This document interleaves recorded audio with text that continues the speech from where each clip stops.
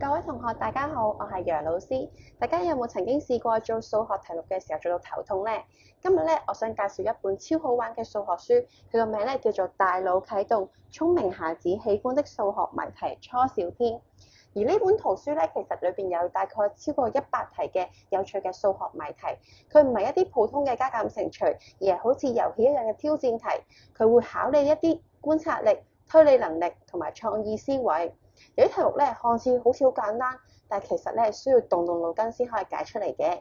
就好似呢題咁樣啦，你見到咧呢度有6個8，然後咧將佢加埋等於880，係咪好似唔合理啊？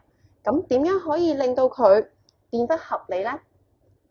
其實原來我哋只需要咧喺呢條題目裏邊咧加一筆，加號裏邊加一筆，令到佢咧變成848，然後再加5個8。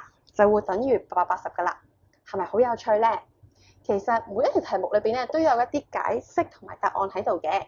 咁如果你一開頭唔明嘅話咧，其實都可以學到一啲解題嘅方法，慢慢變得厲害。所以咧，其實呢本圖書咧唔淨止令到你可以學習到數學，更加可以訓練你一啲思考嘅。